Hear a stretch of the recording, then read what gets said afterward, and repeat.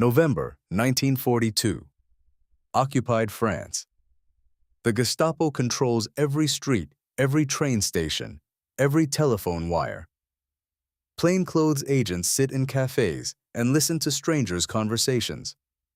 Informants are paid by the name. In this country, where a single mistake means a bullet or something worse, one spy is operating. One of the most effective Allied agents of the entire war. A person who built the largest intelligence network in southern France from nothing. A person the Gestapo described, and I'm quoting their own cables directly, as, quote, the most dangerous of all Allied spies. This person is a woman, an American, with a prosthetic leg. And right now, in November of 1942, she is crossing the Pyrenees Mountains on foot, in a snowstorm, at night, because the Gestapo has finally gotten close enough. Her name is Virginia Hall, and this is the most extraordinary spy story of the Second World War. A story almost nobody knows. Today, we are going to follow her, step by step, from Baltimore to Lyon, from rejection after rejection, to a medal handed to her personally by President Truman. And running parallel to her story, we are going to follow the man who hunted her, Klaus Barbie, the butcher of Lyon, a young, cold, absolutely ruthless Gestapo officer for whom catching the limping lady became a personal obsession. Two people, one occupied country, a 2-year game of cat and mouse. Let's begin. Virginia Hall was born on April 6, 1906, in Baltimore, Maryland. Her family was well off. Her father owned a bank. They lived in a large house. They employed domestic staff. By every expectation of the era, the life of a girl from that kind of family was already written out. A good school, a good husband, dinner parties, children, a pleasant death somewhere comfortable in old age. Virginia looked at that script from childhood with barely concealed contempt. She studied at Radcliffe, Harvard's sister college, one of the most elite institutions in America. She continued her education in Europe, Paris, Vienna, Berlin. She spoke fluent French, German, Italian, Spanish. She hunted ducks in the marshes of the Chesapeake Bay. She rode horses across Maryland fields. She was a better shot than most of the men she knew. She was precisely the kind of person for whom 1930s America had no category. Too intelligent, too independent, too impatient with meaningless hierarchy and polite mediocrity. What did she want? A career in the United States Foreign Service. Diplomacy. She wanted to be at the center of world events, to represent her country, to matter in the way that people with real power matter. The State Department rejected her application. Then again. 7 times over several years. The reason was always the same, though they never said it quite so bluntly. She was a woman. The American diplomatic service in the 1930s was a gentleman's club, and women were not admitted above the level of secretary. She took a job as a consular clerk, the absolute bottom rung of the ladder. Warsaw, then Smyrna, then Istanbul. She did all the real work, wrote all the real reports, knew all the right people and every important detail. She was just officially called a clerk instead of an officer. Her plan? Fine. I'll be a clerk. But I'll be the best clerk they've ever seen, and eventually I'll force my way through. Then came December of 1933, and everything changed. On December 9, 1933, Virginia Hall went hunting in the countryside outside Smyrna, the Turkish port city where she was stationed. Hunting had been her passion since childhood. An ordinary outing, nothing unusual. Climbing over a stone wall with a loaded shotgun, she slipped. The gun discharged. The shot hit her left foot. In 1933, antibiotics did not exist. The infection spread quickly. Local doctors did everything they could, but the leg could not be saved. Within days, Virginia's left leg was amputated below the knee. She was 27 years old. Think about what it means to be 27 years old, alone in a foreign country, in a hospital with bare white walls, and wake up to find that one of your legs is gone. Think about what that does to a person. Virginia Hall spent several months in rehabilitation. She learned to walk on a prosthetic, wooden, heavy, rough against the skin, capable of drawing blood after a long day's walking. She did not quit her job. She went back to the consulate and continued exactly as before. She named the prosthetic Cuthbert, with the same dry humor she brought to everything. Later, during the war, she would send a radio message to her handlers in London. "Cuthbert is being troublesome, but I can cope." Her handler, not realizing Cuthbert was a prosthetic leg, wrote back with complete sincerity, "If Cuthbert is giving you difficulty, have him eliminated." The State Department, meanwhile, moved quickly to use the situation. New regulation: persons with amputated limbs are ineligible to serve as Foreign Service officers. Official reason: physical unsuitability. Rejection: number 8. She kept working as a clerk. And she started thinking about what came next. In May 1940, Germany launched its blitzkrieg against France. 6 weeks, and the French army, considered the most powerful military force in Europe, was broken. On June 22, 1940, France surrendered. Virginia Hall was in France when it happened. She did not stand on the sidelines. She voluntarily, without pay, signed up as an ambulance driver for the French army. Under bombing, on roads choked with refugees, she drove. She evacuated the wounded. After the surrender, she made her way to London. And London in 1940 was a very particular kind of place. Winston Churchill had just become Prime Minister. Britain stood alone against the entire Nazi-controlled continent. Dunkirk had been a catastrophe. The army was saved, but stripped of its equipment. Hitler was staring across the English Channel. In this situation, Churchill made a bet that many in the British establishment considered reckless.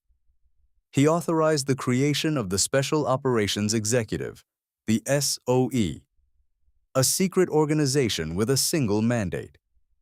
Churchill expressed it in 4 words: "Set Europe ablaze." The SOE was not a conventional military force. It did not fight on the front lines. It inserted agents into occupied countries to organize sabotage, gather intelligence, build underground networks, and keep resistance alive among people who had been told their fight was over. It was the most dangerous work in the war, and, arguably, the most important. The SOE recruited from everywhere: bankers, school teachers, waitresses, immigrants, anyone with the right languages, the right connections, the right nerves. Women served alongside men, because a woman with a suitcase on the streets of occupied Paris drew far less German attention than any man of military age. Virginia Hall walked into the SOE's offices and introduced herself. Fluent French, deep knowledge of the country, absolutely calm under pressure, no fear of risk, real field experience, sounded like a native Parisian. They took her on the spot.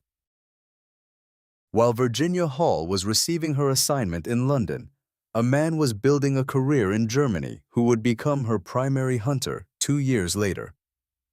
Klaus Barbie was born in 1913 in Bad Godesberg, a small German town on the Rhine, the son of a schoolteacher, a good student. He joined the Nazi Party in 1933, at age 20. In 1935, he joined the SS. In 1937, he transferred to the Gestapo. He was good at his work, not just obedient, intelligent. Barbie understood people's psychology. He could find the pressure points. He knew how to build trust before destroying it. He rose through the ranks quickly. By 1942, he was 28 years old. He was appointed head of the Gestapo in Lyon, the heart of the French resistance in the south, the exact city where Virginia Hall was operating. She did not yet know about him. He did not yet know about her. But the clock had started. Virginia arrived in Lyon in August of 1941, officially as a correspondent for the New York Post. Journalism was her cover. It gave her freedom of movement, a reason to ask questions, an explanation for why she talked to everyone. Her actual mission: build an intelligence network from nothing. No contacts, no safe houses, no existing infrastructure.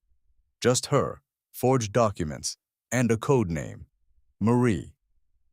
Lyon was perfect for this work, and simultaneously the most dangerous possible place to do it.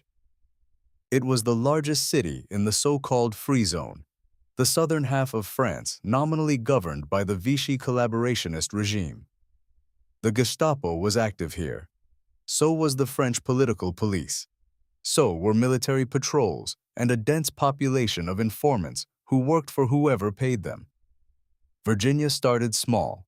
She spent hours in cafes, listening, watching, building a mental map of the city: who talked to whom, who could be trusted, who was frightened, who was angry enough to risk something. Her first key recruit was Dr. Jean Rousset, a gynecologist with a large and varied practice.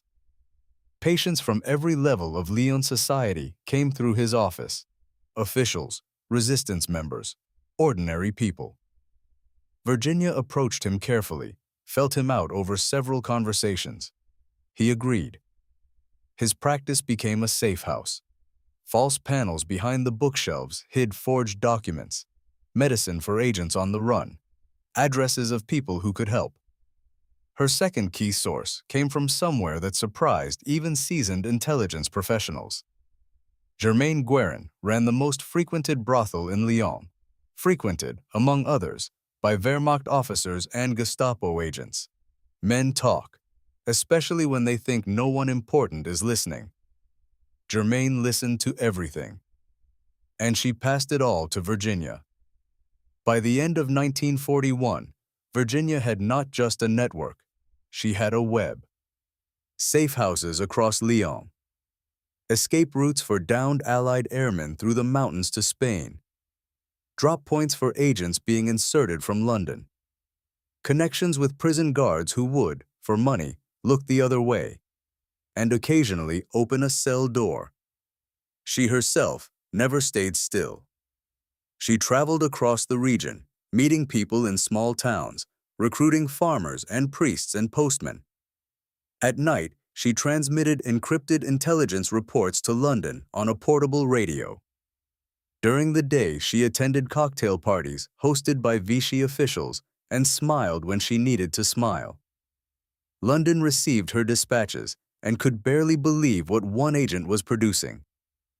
Over 14 months of work in Lyon, Virginia Hall sent hundreds of encrypted messages. She helped break multiple agents and resistance fighters out of Vichy prisons. She organized the safe evacuation of at least 12 downed British airmen. She built an infrastructure that other SOE agents would use long after she was gone. All of this, on one leg, in high heels, at dinner tables with men who would have arrested her on the spot if they had known the truth. Klaus Barbie arrived in Lyon in November of 1942. He was 29 years old. He immediately understood what he was dealing with. Lyon was not a normal occupied city. Too much resistance activity, too much intelligence leaking to the Allies, too many agents vanishing right under the police's nose. Someone was running all of this. Someone smart. He requested all active case files. He read through the night. And in one file after another, he kept finding the same reference. Marie, a woman, an American, a journalist, limps on her left leg. He set down the folder and stared at the wet rooftops of Lyon for a long time. Then he sent a cable to Berlin. Request additional resources to establish the identity of the agent known as the Limping Lady. Consider her the highest priority target in the southern zone. Virginia did not know about Barbie specifically, but she felt the change, the way a hunter feels when a forest goes too quiet, too still, too correct. This was not chance. This was a closing net. Several of her contacts had disappeared. First, a minor courier who carried messages between safe houses. Then a printer who produced forged documents. Both arrested within the same week.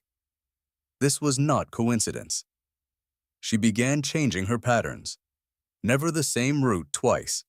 Never the same cafe 2 days running. She moved apartments, changed her wig, changed her code name, from Marie to Nicole, then to Blanche. Barbie worked methodically. He did not rush. He understood that sudden moves would only flush the bird. Instead, he began weaving a net, slowly, patiently. His plainclothes agents appeared in the cafes where foreign journalists gathered, in the bookshops Virginia frequented, at the markets where her sources shopped. They did not arrest anyone. They watched and remembered. By October of 1942, Barbie had enough to begin arresting the outer ring. Not the main targets. Not yet. The periphery. People who knew Marie. Under interrogation, they gave names. Under more severe pressure, they gave addresses. The circle was tightening. Barbie could feel it. A few more weeks, and he had her. Virginia received a warning through a courier in early November 1942. A short note, written in pencil. The Gestapo knows about Marie. Leave immediately. She burned the note. She packed into a small suitcase everything that could not be left behind. She destroyed documents. She sent a final encrypted message to London. Departing. Route. Pyrenees. London replied immediately. Confirmed. Good luck. She would need it, because in November of 1942, in those exact same days, Germany occupied the southern zone of France, the so-called free zone under Vichy that had until then provided at least some cover. Now German soldiers were everywhere, every road, every train station, every mountain pass. The crossing route through the Pyrenees into Spain was known within the SOE as the Pat Line, an evacuation corridor used by blown agents, downed airmen, and Jews fleeing deportation. This was not a pleasant hike. These were mountains rising to nearly 10,000 feet in November, when nighttime temperatures drop to 5 degrees Fahrenheit and snow lies knee-deep on the upper trails. Virginia crossed with a group of guides and several other escapees. The crossing took 50 hours, nearly without sleep, with almost no food. The prosthetic ground against the stump of her leg until it bled with every step. On the icy mountain trails, the wooden foot slipped. She had to walk differently, more carefully, more slowly. The group could not wait. She did not fall behind. At one of the brief rest stops, at night, in the snow, by the light of a single torch, she somehow managed to transmit a radio message to London. It survived in the SOE archives word for word. Cuthbert is being troublesome, but I hope all will be well. Her handler in London, receiving this without context, wrote back with complete seriousness. If Cuthbert is giving you difficulty, have him eliminated.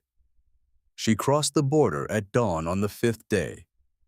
On the Spanish side, she was immediately arrested by the Spanish gendarmerie. Franco's Spain was formally neutral, but deeply sympathetic to Germany. Foreigners without papers were detained automatically. Virginia spent 6 weeks in a Spanish prison. Cold, damp, poor food. She was released only after the American consulate applied diplomatic pressure through official channels. She returned to London. The first thing she did was ask permission to go back to France. Barbie arrived at Marie's empty apartment a few hours after she had left. Overturned drawers, burned papers in the fireplace. The smell of smoke is still fresh in the air. He stood in the middle of the room and looked at the ash. Then he filed a report to Berlin. Agent known as the Limping Lady has departed Lyon, presumed to have crossed into Spain. Request she be placed on priority watch list in case of potential return. He was certain she would not come back. No one in their right mind returns to a country where the Gestapo is hunting them by name. He had underestimated her. By 1943, a new player had entered the intelligence war, the OSS, the Office of Strategic Services, the American spy agency that would eventually become the CIA.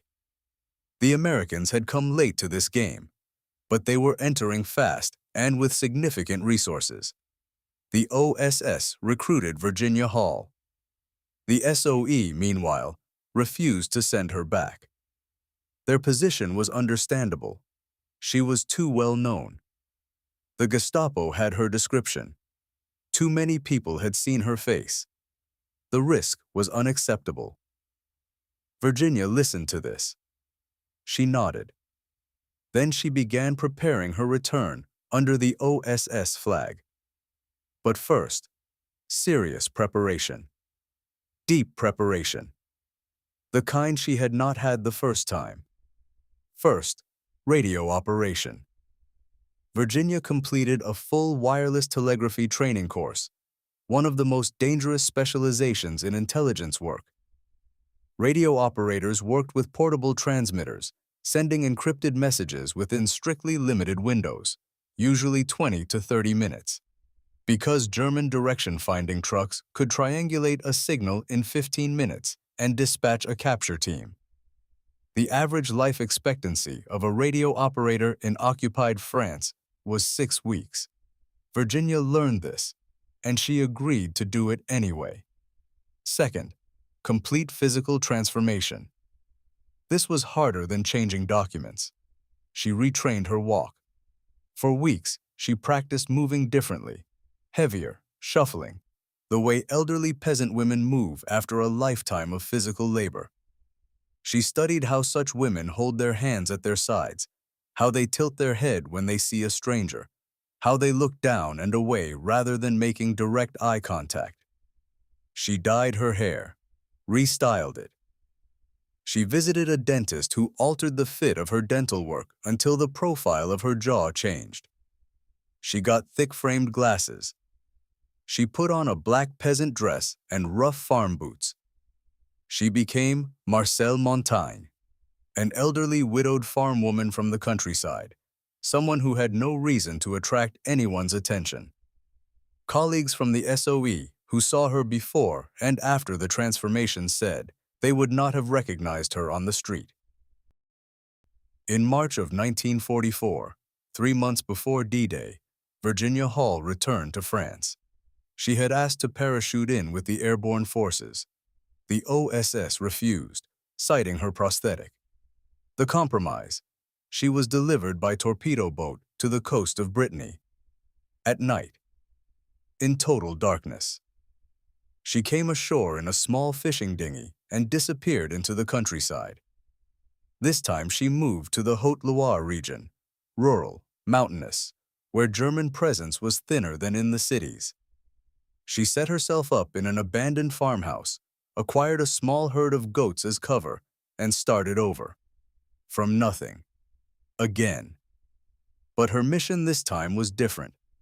not just intelligence gathering, preparation for invasion. The Allies were planning the Normandy landings for June 1944.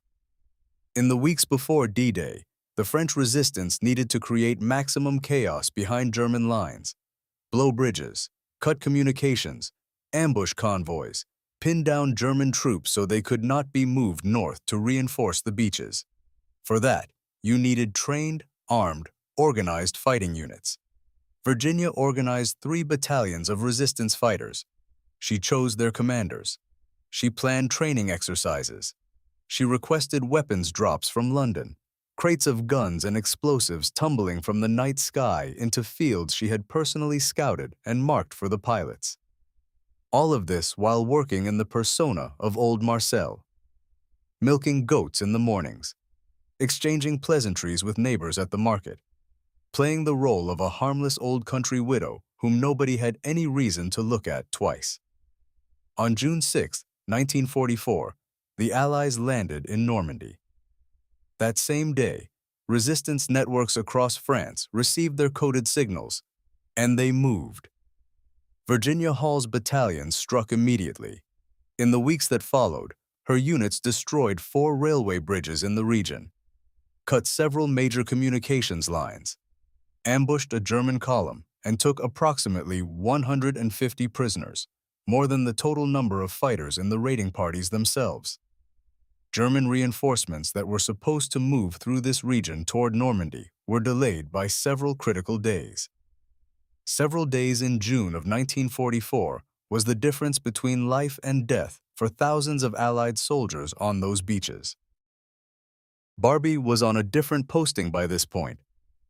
But as Lyon fell, as Allied forces closed in, he personally oversaw final arrests and executions in the hours before he had to run.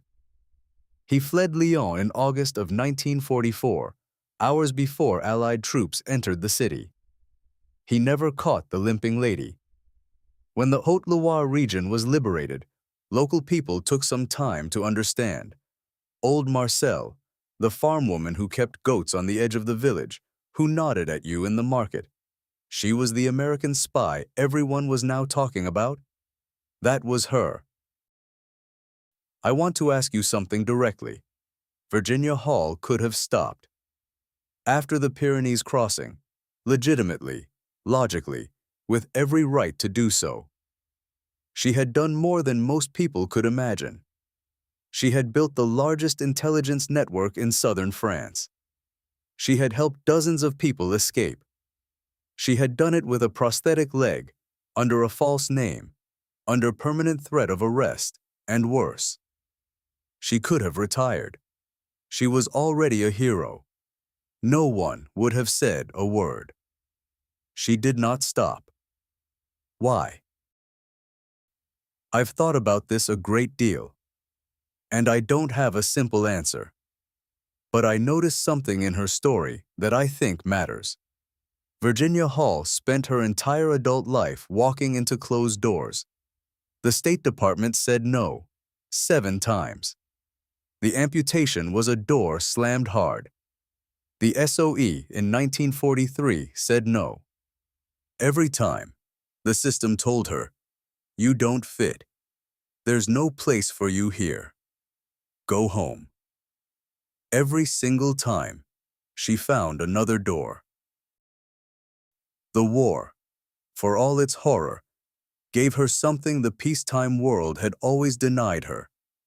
A space where her abilities were genuinely needed, where nobody cared about her gender or her leg, where the only thing that mattered was results. When the SOE said no in 1943, she moved to the OSS. When the OSS said no parachute, she came by boat. When the Germans closed one road, she found another. This was not heroism in any dramatic, chest-beating sense. It was something simpler and rarer, an absolute refusal to accept someone else's version of what she was capable of. There is something else. She knew what she was fighting for, not in the abstract but concretely. She had seen the occupation with her own eyes. She had watched ordinary people risk their lives for a single leaflet or to save one person. She had seen what happened to those who were caught. 3 of her agents were arrested by the Gestapo. All 3 died in concentration camps. She knew them personally. After that, there was no question of whether to continue. The question was closed. After the liberation of France, Virginia Hall was awarded the Distinguished Service Cross, the 2nd highest military decoration in the United States. To this day, she remains the only civilian woman to receive it during the Second World War. President Truman wanted to present it publicly, with a ceremony, press coverage, photographs. Virginia refused. She explained, "A public ceremony would compromise her as an operational agent for future missions. She was still planning to work in the field." The medal was presented quietly. In a small office. No cameras. She put it in her coat pocket and left. Virginia Hall joined the newly formed CIA in 1947. She worked there until mandatory retirement, until 1966, when she turned 60. Throughout that time, she was consistently passed over for promotions. Throughout that time, she kept working. She never wrote a memoir. She gave almost no interviews. On the rare occasions when journalists tracked her down, and it was rare, she declined politely but firmly to discuss the war. She died on July 8, 1982, in Rockville, Maryland. In an ordinary house in the suburbs, with a garden and cats. Klaus Barbie spent the years after the war hiding in Bolivia under the name Klaus Altman, aided, in a grim irony, by American intelligence, which used him as an asset against Soviet agents in South America. He was not identified until 1971. In 1987, extradited to France, he was convicted of crimes against humanity and sentenced to life in prison. He died in custody in 1991. He never caught the limping lady. The CIA today has a conference room named after Virginia Hall. The SOE has a memorial plaque. In 2016, an intelligence training facility was named in her honor. Her name was Virginia Hall. Now you know her. The war is over. The stories remain. Subscribe to The Quiet Archive.